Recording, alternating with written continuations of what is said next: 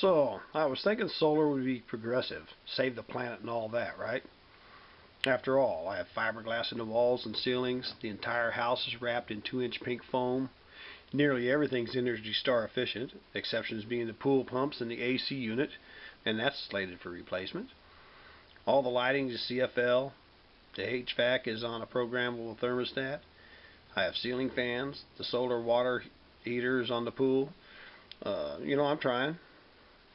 And I've seen all the videos, the many videos here on YouTube showing the great results achieved by others.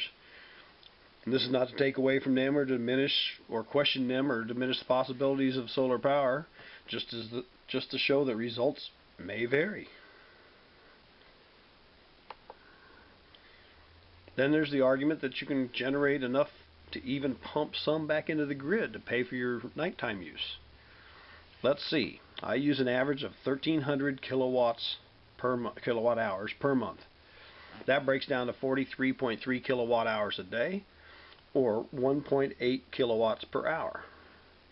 Excluding battery banks, just doing the net metering type thing, with the 4.8 solar hours here near St. Louis, I would need a 9 kilowatts solar setup to keep me from paying any money to the utilities. That's 4.8 hours times 9 kilowatts, that's 43.2 kilowatts.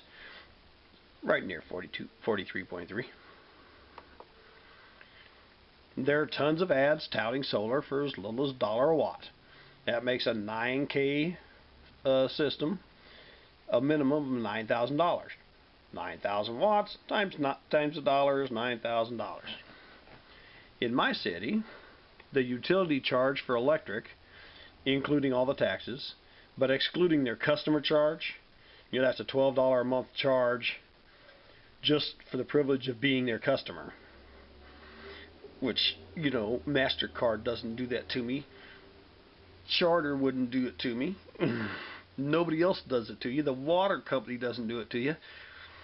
And they have a meter charge of $4.40 a month just for the privilege of having a meter in your yard.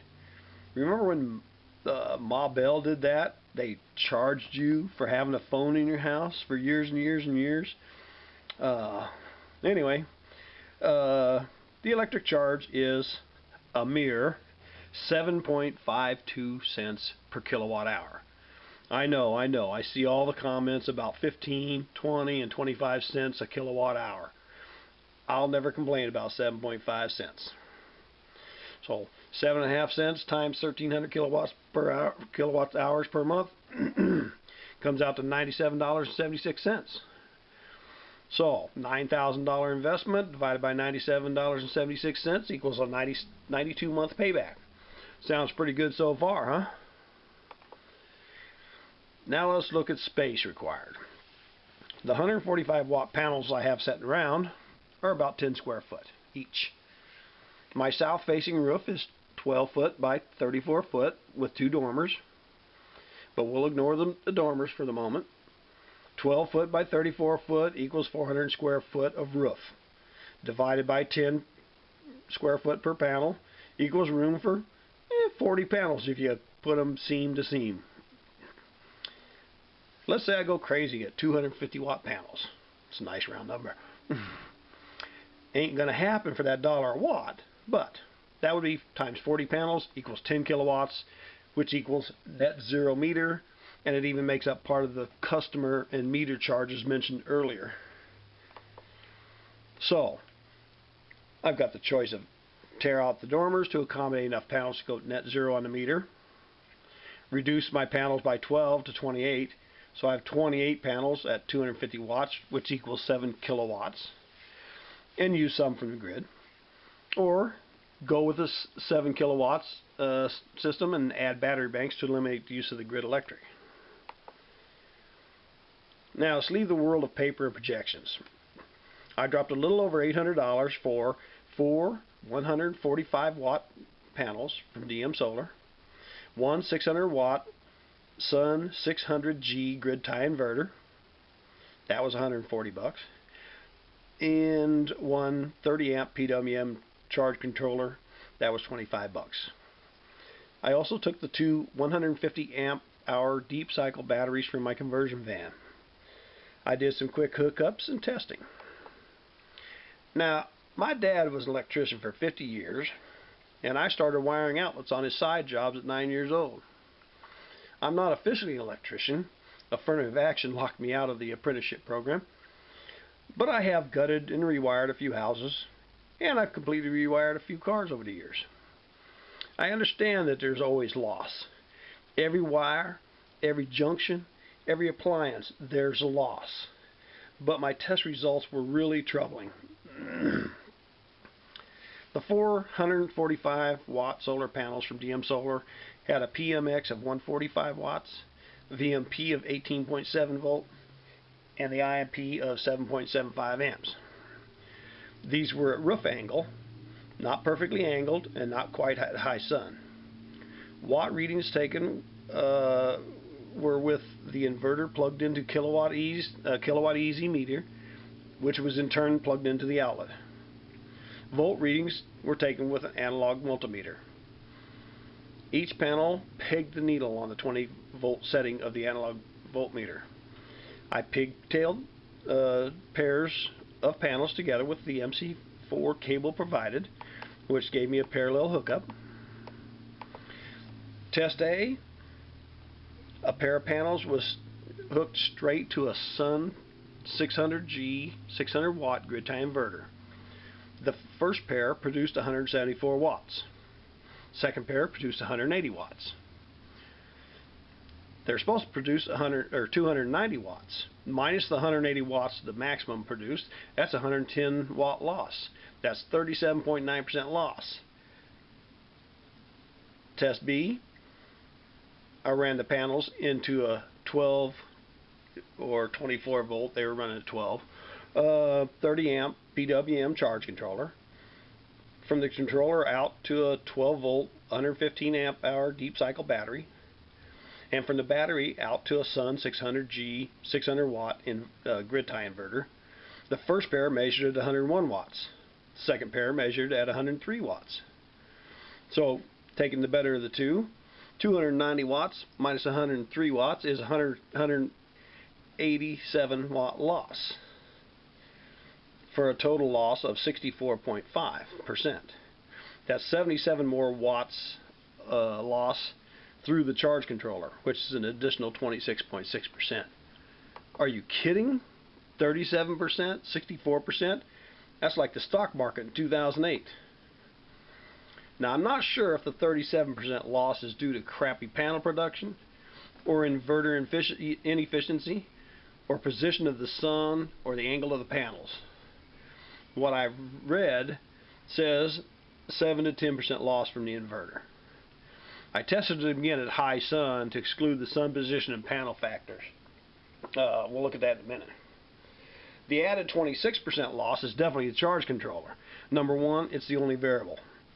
Number two, digging uncovered that PWM controllers take the 20 volts in, uses whatever it is needed to charge the battery, and throws the rest away. MPPT controllers supposedly eliminate a lot of this waste. Okay, testing at high sun and nearly perfectly angled. The readings again were taken with the inverter plugged into a kilowatt easy meter, in turn plugged into the outlet. The same pairs pigtailed together with MC4 cable. Test A, the second pair of panels was connected straight to a Sun 600G 600 watt inverter. It produced 200 watts. Test B, both pairs were connected straight to a Sun 600G 600 watt inverter. The total of the four panels was 362 watts. The labeled capacity of 580 watts minus the actual production of 362 watts is a 218 watt loss. That's 37.5%. If you just take for test A, if you take the 290 label minus the 200 it produced, it's a 90 watt loss, which is only 31%. 31%, 37%, doesn't matter. Loss is not attributable to the position of the sun or the angle of the panels. The tested watt, I tested the watt meter with a 26 watt compact fluorescent bulb. It read true at 26 watts. So that eliminated the watt meter as the problem. So either the panels are producing 30% less than the labeled claim, or the inverter is sucking 30%, or it's a mix of both. Now here's the cost and payback figures for the little 4-panel 145 watt or 445 watt panel system. The panels cost $460, $194 shipping, for a total of $654. The 600 watt inverter and the 30 amp charge controller were $165 total. Total cost of the system $819. I'm not even counting the little wiring and ring connectors and the little junk, just for a good basis. I just did this way ahead of time. This is figuring like in Utopia, where you'd get the full 580 watts. Illinois used to have a 25% credit, but they ran out of money supposedly, and so they quit doing that. So don't get that $200 back. The federal 30% tax credit would be $245.70, which leaves the total cost of the 4 panels and the controller and inverter at $573.30, which turns out to be a cost of 98.84 cents per watt. Now, as far as production, and payback, if you look under the maximum column here, the max you could get out of it is 580 watts. In St. Louis, you get sun hours of about 5. They say 4.8 on all the official sites, or not necessarily official, but the ones that actually claim hours. So ends up in a production of 58 kilowatt hours per month. The price I pay is 7.52 cents.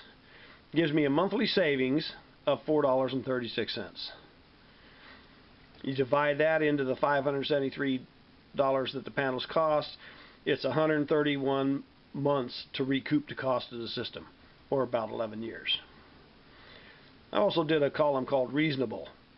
I knew there would be loss, so I took a 10% loss, which gives me 520 watts that I'm going to get out of it. Again, 5 hours of sun a day, 20 sunny days a month. I'm going to get 52 kilowatt hours each month, or a monthly savings of $3.91. Divided into the panel costs, or system costs, if you will, recoup time is 147 months.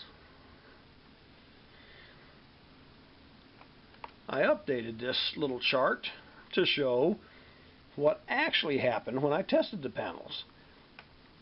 The max watts, when I had it running straight to the inverter, was 362 watts. Again, use the same sun hours, same number of sunny days. I end up with 36 kilowatt hours, which ends up with a monthly savings of $2.72. Divided into the cost of the system is 211 months to recoup the price, which is 17.5 years.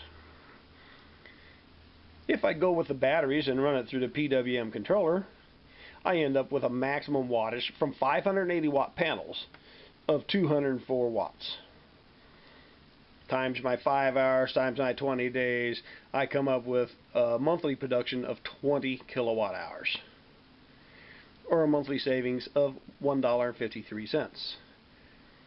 And that translates into recoup months of 374, or 31.1 year.